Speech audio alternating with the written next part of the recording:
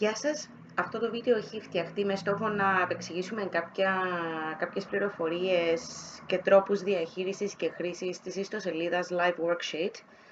Για να μπορέσετε να βρείτε την ιστοσελίδα, χρησιμοποιήστε αυτό το συγκεκριμένο URL, liveworksheets.com, για να σας φέρει σε αυτόν τον χώρο. Οι δυνατότητες αυτής της ιστοσελίδας είναι πάρα πολλές και πολύ εύχριστες, ειδικά σε περιπτώσεις εξ αποστάσεως εκπαίδευσης, το οποίο αντιλαμβάνεστε μας ενδιαφέρει έτσι άμεσα.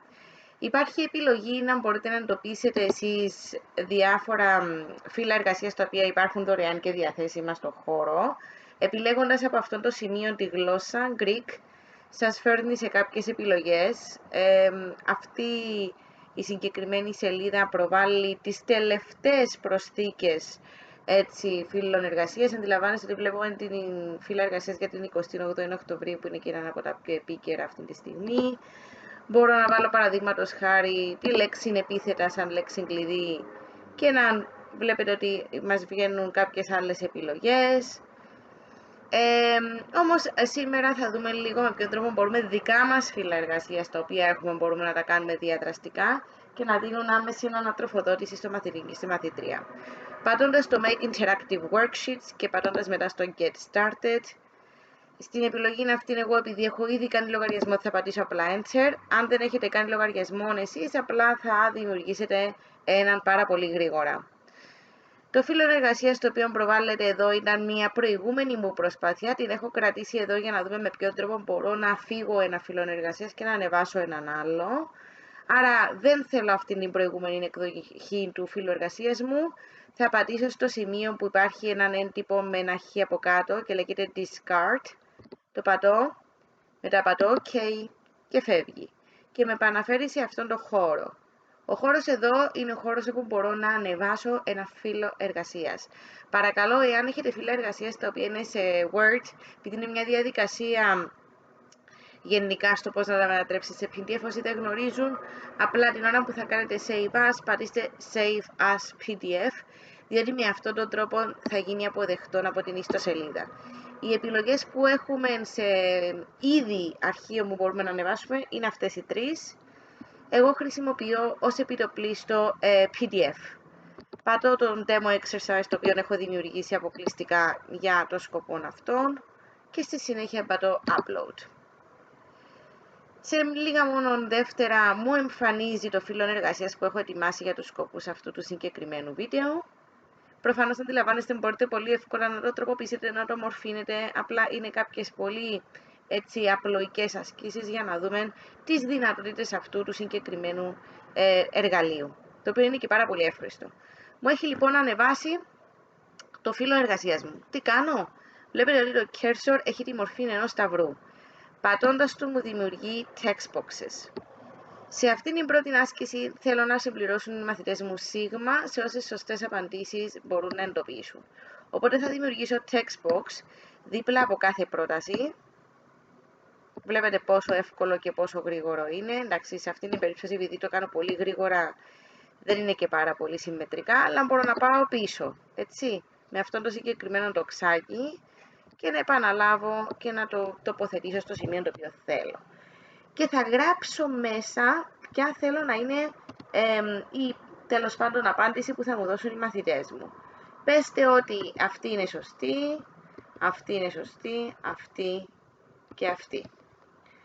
Προχωρώ. Πέραν από το σωστό λάθος, μια άλλη ωραία μορφή άσκησης που μπορούν να βάλουν και μπορούν να φτιάξουν τα παιδιά, να ολοκληρώσουν τα παιδιά, είναι να μπορέσουν να μου βάλουν σε σωστή σειρά κάποιες λέξεις. Οπότε δημιουργώ εγώ αυτή τη στιγμή κάποια boxes τα οποία θα χρησιμοποιηθούν για να μου τα βάλουν σε μία σειρά τις λέξεις που θα τους δώσω. Βλέπετε εδώ φτιάχνω κάποια λίγο ατέριαστα, αλλά το παλεύω, κουτάκια. Έχω δημιουργήσει 1, 2, 3, 4, 5, 6, 7, 8, 9. Θα δημιουργήσω και έναν εδώ, θα το πάρω λίγο πιο δίπλα. 10. Σε αυτό το σημείο θα γράψω μέσα drop, συγγνώμη, στα αγγλικά πρέπει να το γράψουμε, drop, άνω και κάτω τελεία, Και τι θέλω να μου βάλει σε αυτό το σημείο? Τον αριθμό 1. Θα δημιουργήσω μετά, καλό θα είναι να τα δημιουργήσω από τώρα για να μην σας μπερδέψω. Δημιουργούμε και κουτάκια από πάνω ακριβώς από αυτές τις λέξεις.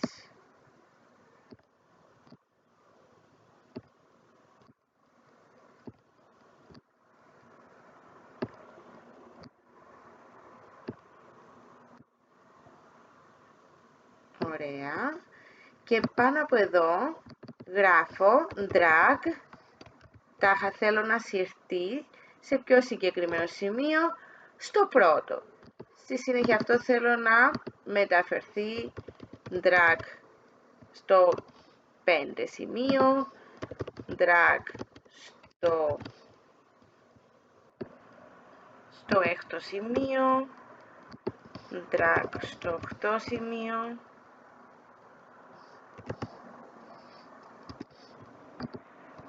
drag στο 7, στο 9, συγγνώμη, drag στο 7, drag στο 2,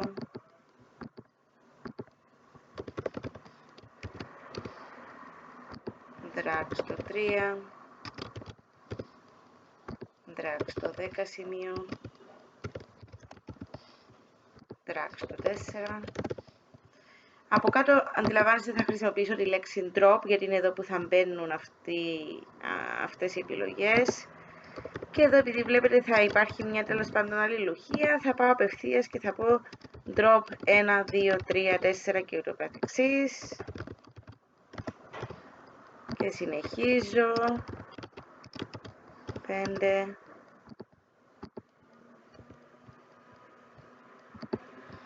Drop 6. Drop 7.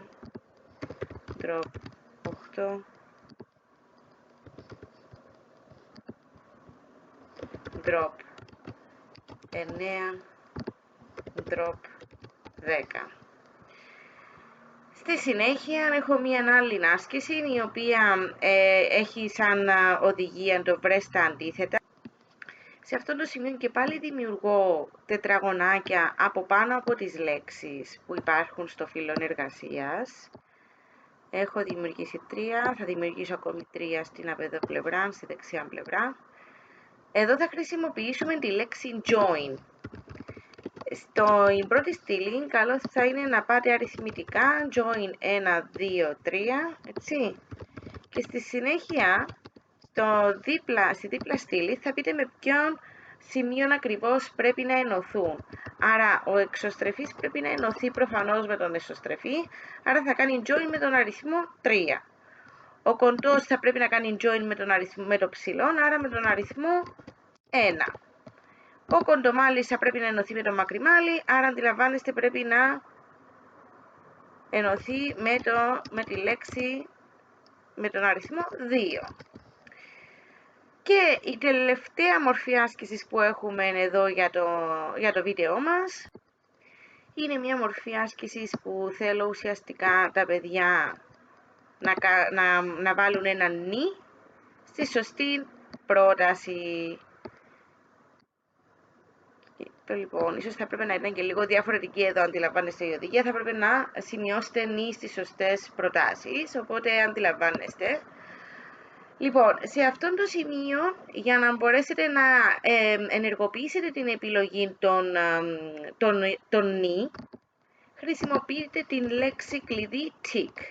Εάν είναι σωστή αυτή η συγκεκριμένη τέλος πάντων πρόταση, θα πατήσετε yes. Εάν όχι, θα πατήσετε no. Σε αυτή την περίπτωση, εγώ θα βάλω no. Από κάτω θα βάλω και πάλι no. Τα αδέλφια πηγαίνουν βόλτα στο πάρκο. Συγγνώμη. Και στην τρίτη, επειδή τη θεωρώ σωστή, θα πατήσω yes. Και έχω ενεργοποιήσει 3 διαφορετικές ασκήσεις στο φύλλο εργασίας μου. Υπάρχουν πάρα πολλά άλλα είδη ασκήσεων. Αν πατήσετε σε αυτόν εδώ το ερωτηματολόγιο, σας δίνει πολύ συγκεκριμένες οδηγίες ως προς τα είδη δραστηριοτήτων που μπορείτε να φτιάξετε.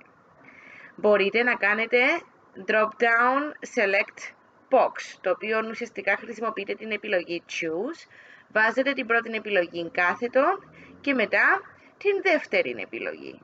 Λοιπόν, στη συνέχεια σας εξηγάει ακριβώς με ποιον τρόπο μπορείτε να το κάνετε και σχηματικά, αλλά και με λέξεις και με, τέλος πάντων, με προτάσεις, στα αγγλικά προφανώς. Υπάρχει η επιλογή multiple choice exercises που επιλέγεις select, βάζεις τη λέξη select, άνω και κάτω τελεία no ή yes.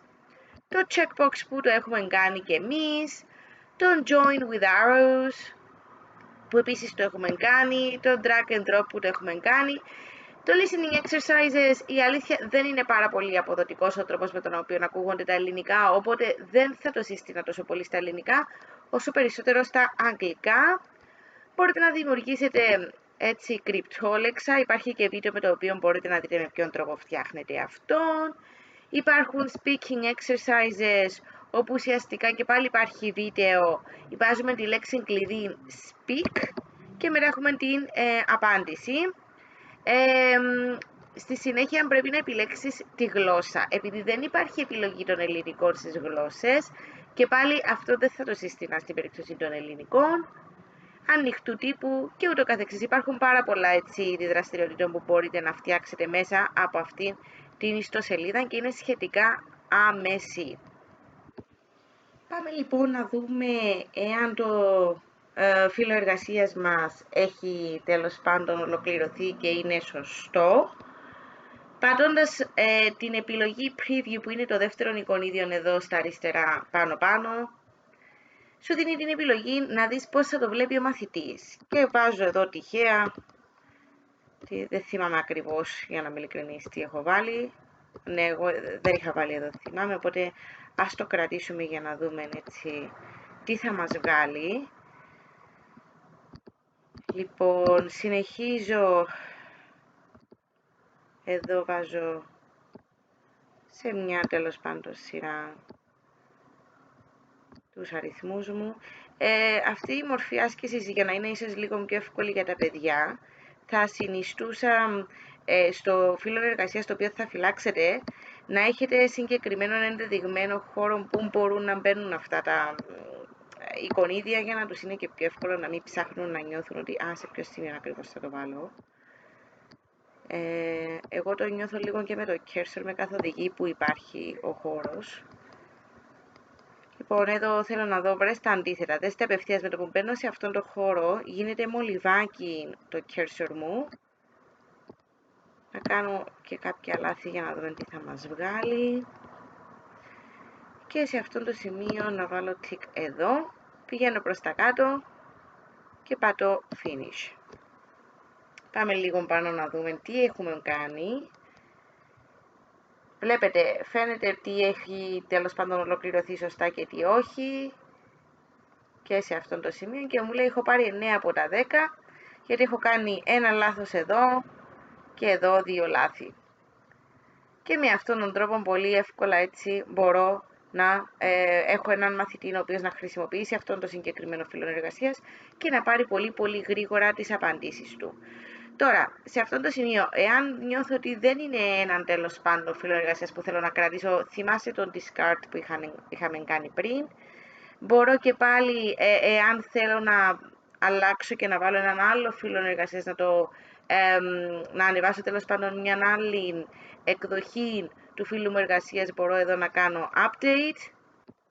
Αν τώρα θέλω να αποθηκεύσω το φύλλο εργασίας για να το χρησιμοποιούν οι μαθητές μου, πάω στο τρίτο εικονίδιο που είναι το save. Τώρα, τι συμβαίνει, μου δίνει την επιλογή εάν θέλω να το μοιραστώ και με άλλους συναδέλφους αυτών των φύλλων εργασίας ή εάν θέλω να κρατήσω αυτόν το φύλλο εργασίας ιδιωτικό, για μένα μόνο.